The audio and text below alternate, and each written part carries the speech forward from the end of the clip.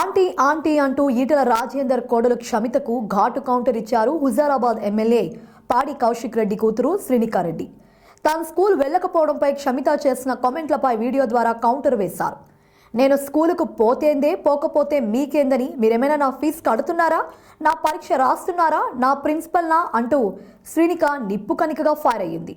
నేను స్కూలుకు సెలవు పెట్టాను, అయినా పోకపోతే మా పేరెంట్స్కు నాకు సమస్య, మీకేం సమస్య అంటూ మండిపడ్డారు. మా మామయ్యకు ఓటు వేయలేదని హుజారాబాద్ ప్రజలు బాధపడుతున్నారని మీరు చాలాసార్లు చెప్పారని, మీ మామయ్య గురించి చాలా బాగా తెలిసే ఇక్కడ ప్రజలు మా డాడీ కౌశిక్ రెడ్డికి ఓటు వేసి గెలిపించారని చురుకలేశారు. మీకు అసలు హుజారాబాద్ అడ్రస్ తెలుసా, ఎట్లుంటుందో తెలుసా, నియోజకవర్గంలో ఎన్ని ఊర్లు ఉన్నాయో తెలుసా, హుజారాబాద్ బార్డర్ తెలుసా అంటూ సెటైర్లు వేశారు.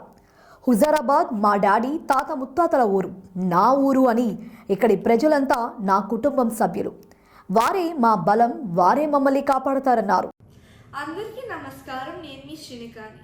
ఇవాళ నేను వీడియో చేయడానికి కారణం ఏంటంటే, ఈటల క్షమిత ఆంటీ నా మీద మా డాడీ మీద కామెంట్లు చేయడం జరిగింది. ఆంటీ నాకు డౌట్ ఉంది ఆంటీ, నేను స్కూల్కి పోతేంది పోకపోతే ఏంటి ఆంటీ, మీకేమవుతుంది ఆంటీ? మీరేమన్నా ఫీజు కడుతున్నారా, మీరేమన్నా ఎగ్జామ్ రాస్తున్నారా, మీరేమన్నా ప్రిన్సిపలా? నేను పోయిన లీవ్ లెటర్ నా ప్రిన్సిపల్కి ఇచ్చా, ఆయన యాక్సెప్ట్ చేశారు. మా పేరెంట్స్కి ప్రాబ్లం లేదు, మీకేం ప్రాబ్లం వస్తుందా ఆంటీ? మళ్ళీ మీరు అన్నారు కదా, హుజరాబాద్ ప్రజలందరూ చాలా ఫీల్ అవుతున్నారు మామయ్య గారు పోటే లేదంటే. ఆంటీ ఫీల్ అవుతున్నారు అంటున్నారు కదా ఆంటీ, మీకు అసలు హుజరాబాద్ అడ్రస్ తెలుసా ఆంటీ? హుజరాబాద్ ఎట్లుంటుందో అన్న తెలుసా? అసలు హుజరాబాద్ ఎన్ని ఊర్లు ఉండేదో తెలుసా? సరే అవన్నీ తీసి పక్కన పెట్టండి. హుజరాబాద్ బార్డర్ అన్న మీరు టచ్ చేసిండ్రా ఆంటీ? ఆంటీ మీరు కూడా అన్నారు కదా, మా మామయ్య గారు చాలాసార్లు హుజరాబాద్లో ఎమ్మెల్యే అయ్యారు, హుజరాబాద్ ప్రజలందరికీ మా మామయ్య గారు చాలా బాగా తెలుసు. మీ మామయ్య గారు చాలా బాగా తెలిసి మా డాడీకి ఓటేశారా ఆంటీ? ఆంటీ అలానే హుజరాబాద్ అనేది నా ఊరు, మా నాని, మా అమ్మమ్మ, మా ముత్తాతలు, తాతలు అందరు ఉండే ఊరు అదే. అక్కడ ఉండే ప్రతి ఒక్క మనిషి నా ఫ్యామిలీ మెంబర్ లాగా, వాళ్ళే నా బలం, వాళ్ళే మమ్మల్ని కాపాడుతారు.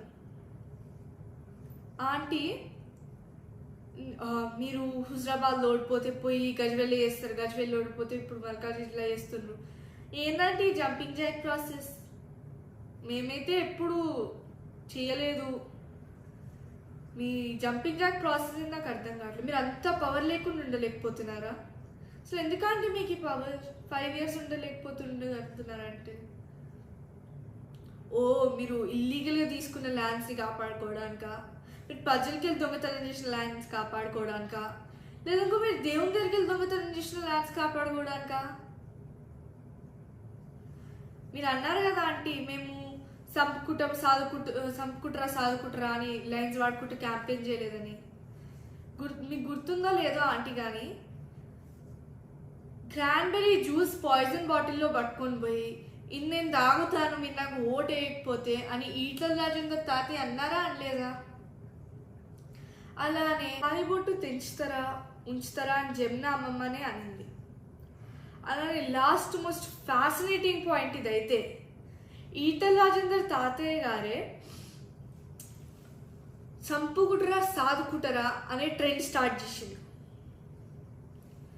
ఆంటీ నేను ఎలక్షన్స్లో తిరిగింది మా డాడీ ఎంత మంచివాడో, ఎంత గొప్పవాడో అని చెప్పడానికి, అభివృద్ధి ఎంత మంచిగా చేస్తారో చెప్పడానికి. హుజరాబాద్ ప్రజలందరూ నన్ను నమ్మి మా డాడీ ఓటేసిండు. నేను నమ్మకాన్ని పోగొట్టుకోవాలి అనుకోవట్లేదు. ఏదో ఒక రోజు మళ్ళీ కేసీఆర్ తాతయ్యనే సీఎం అవుతారు, నేను మళ్ళీ హుజరాబాద్కి 1000 కోట్లు తెస్తాను.